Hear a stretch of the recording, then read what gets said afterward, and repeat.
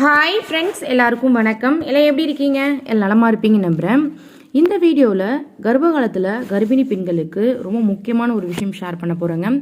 பனிக்கடவு நீரை அதிகரிக்க என்ன செய்யணும், என்னென்ன காரணங்களால் பனிக்கடவு நீர் குறைஞ்சு போன குழந்தைக்கு என்ன மாதிரி பாதிப்புகள் இருக்கும், எந்த அளவு பனிக்கடவு நீர் இருந்துச்சுன்னா நார்மல் அப்படின்றது 1 by 1 ஷேர் பண்ண போகிறேங்க. குழந்தைய மிதக்க செய்கிற பனிக்கடவு நீர் கண்டிப்பாக குழந்தை ரொம்ப பாதுகாப்பாக வச்சுருக்கோங்க. ப்ரெக்னன்சி டைமில் நம்ம வழுக்கி விழுந்தாலோ எங்கேயாச்சும் போய் இடிச்சுக்கிட்டா கூட குழந்தைக்கு ஒன்றுமே ஆகாது. நம்மளுக்கு தான் பெயின் அதிகமாக இருக்கும், அவங்களுக்கு உள்ள ஒரு அதிர்வு மட்டும்தான் இருக்கும். காரணம், அவங்க ஒரு பைக்குள்ளே நிறைய வாட்டர் ஃபுல்லாக இருந்து அதுக்குள்ளே உள்ள இருப்பாங்க. ஸோ குழந்தைக்கு எதுவுமே ஆகாது. அந்த குழந்தை அந்த தண்ணியோட லெவல் அதிகமானாலும் பிரச்சனை, குறைவாக இருந்தாலும் பிரச்சனை. சரி, பனிக்கடவு நீர் நார்மலாக எவ்வளோ இருக்கணுன்றதை ஷேர் பண்ணுறாங்க. பொதுவாக பனிக்கடவு நீர் பெண்ணிற்கு 8% முதல் 18% வரை இருக்கணும். இது உங்களுக்கு சராசரியான ஒரு அளவு, சரிங்களா? இதை நீங்கள் எடுக்கிற ஸ்கேனில் அம்னியாட்டிக் ஃப்ளூயிட் லெவல் இஸ் அப்படின்றத ஃப்ளூயிட் லெவல் அப்படின்னு மென்ஷன் பண்ணி வச்சுருப்பாங்க. நீங்கள் ஒரு டைம் ஸ்கேன் போகிறப்போ பேபியோடைய ஹைட்டு, பேபியோடைய வெயிட்டெல்லாம் மென்ஷன் பண்ணியிருக்கிறப்போ இதையும் மென்ஷன் பண்ணி வச்சுருப்பாங்க. இது கம்மியான என்ன பிரச்சனை அப்படின்றது 1 by 1 ஷேர் பண்ணுறேன், சரிங்களா? பனிக்கூடத்தில் தண்ணி பற்றாக்குறை இருந்துச்சு அப்படின்றப்போ பாப்பாவுக்கு, அதாவது சிசோட நஞ்சுக்கொடி கருப்பை பையோடு நல்லா ஒட்டி இருக்கும் இல்லையா? வயிற்றில் வளர குழந்தைக்கு நஞ்சுக்கொடி வழியாக இந்த ரத்த ஓட்டம் போகிறதுல லைட்டாக குறைய ஆரம்பிக்கும், சரிங்களா? குழந்தையோட பிரெயின் க்ரோத் ஆக்சிஜன் போதுமான அளவு குழந்தைக்கு கிடைக்காது. அதனால் மூளை வளர்ச்சி, நுரையீரல் பாதிப்பெல்லாம் ஏற்படலாம் அந்த வாட்டர் லெவல் குறைஞ்சிச்சுன்னா. பிரசவத்துக்கு முன்னாடி பின்னாடியும் குழந்தைக்கு மூச்சு திணறல் வர்றதுக்கு சான்ஸ் அதிகமாக இருக்குது.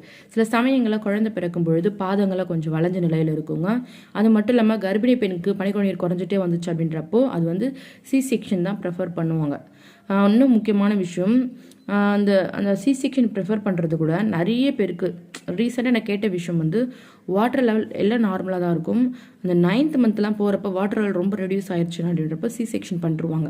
ஸோ இதெல்லாம் சொல்கிற கர்ப்ப காலத்தில் கர்ப்பிணி பெண்கள் நிறைய வாட்டர்லாம் குடிச்சிட்டே இருக்கணும், சரிங்களா? இந்த தண்ணி ஏன் குறையுதுன்றதை தெரிஞ்சுக்கோங்க. ஒரு சில பேருக்கு தொப்புள் கொடியானது நம்முடைய பிள்ளைகளுக்கு, குழந்தைக்கு தேவையான ஊட்டச்சத்தையும் ஆக்சிஜனையும் வழங்குது. ஒருவேளை கருப்பை சுவரிலிருந்து இது பிரிஞ்சிருந்துச்சு அப்படின்றப்போ அது குழந்தை கொடுக்காம போகலாம். இதனால் பனிக்குடம் வலுவிழந்து போயிடும். ரெண்டாவது, ஒரு சில பேருக்கு முன்கூட்டியே பனிக்குடம் உடஞ்சிடும், இதனால் நீர் குறைஞ்சிரும்.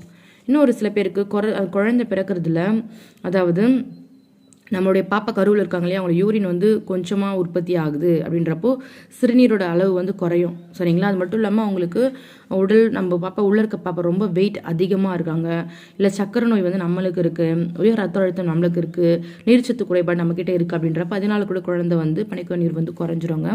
அதே மாதிரி நம்ம டேப்லெட்லாம் நிறைய உயர் ரத்த அழுத்தத்துக்காக எடுத்துருக்கணும் இல்லையா, அதுக்காக கூட நிறைய ஓவர் மாத்திரை சாப்பிட்டா கூட இந்த நீர் குறையும். சரி, இந்த பிரசவத்துக்கு முன்னாடி பனிக்கடவு நீர் குறையாம நிறைய பேர் கேட்குறீங்க. 36 வாரத்துக்குள்ள அதாவது 35-34 வாரத்துலலாம் வாட்டர் லெவல் குறையிறதுக்கு சான்ஸே கிடையாது. 36 வாரங்கள் ஆச்சு அப்படின்றப்ப கொஞ்சம் கொஞ்சமாக குறைய ஆரம்பிக்கும். எனக்கே 38 வீக்கில் வாட்டர் லெவல் எவ்வளோ இருந்துச்சுன்னா 7 போனால் 8 பிலோ போனால் அது அப்படி இருக்கக்கூடாதுன்னு சொல்லுவாங்க, சரிங்களா? ஒரு 8, 9 பிலோ போகக்கூடாது. 8 நார்மல் தான், 9 பிலோ போகக்கூடாது. ஸோ எனக்கு எவ்வளோ இருந்துச்சு அப்படின்றப்போ 9 தான் இருந்துச்சு. ஸோ டாக்டர் உனக்கு 9 தாம்மா இருக்குது அப்படின்னு சொல்லிட்டாங்க. ஸோ சி செக்ஷன் பண்ணாலும் ப்ரிஃபர் பண்ணாங்க. நான் அப்புறம் வீட்டில் ஜூஸ் இது கஷாயம்லாம் குடிக்க ஆரம்பிச்சு 2 நாள் கழிச்சு என்னை கூப்பிட்டாங்க, போய் செக் பண்ணி பார்த்தேன். அதுக்கப்புறம் ஓகே நார்மல் அப்படின்றது சொன்னாங்க. ஸோ அதனால் வாட்டர் லெவல் ரொம்ப முக்கியங்க. எப்படி ஒரு மீனுக்கு தண்ணிக்குள்ளே இருக்குது, அது எப்படி தண்ணிக்குள்ளே இருந்தால் தான் கம்ஃபர்டபுளாக இருக்குமோ அதே மாதிரி தான் குழந்தைக்கும் பனிக்கடவு நீர் ரொம்ப ரொம்ப முக்கியம். சரி, என்ன பண்ணால் பனிக்கடவு நீர் அதிகரிக்கும்ன்றது தெரியணும் இல்லையா? ஃபஸ்ட்டு விஷயம், நிறைய தண்ணி குடிக்கணும். நீங்கள் தண்ணி குடிச்சிங்க அப்படின்னாவே பரவாயில்ல, குழந்தை ரொம்ப ரொம்ப ஹெல்த்தியாக பனிக்கடவு நீர் ஃபுல்லாக இருக்கும்.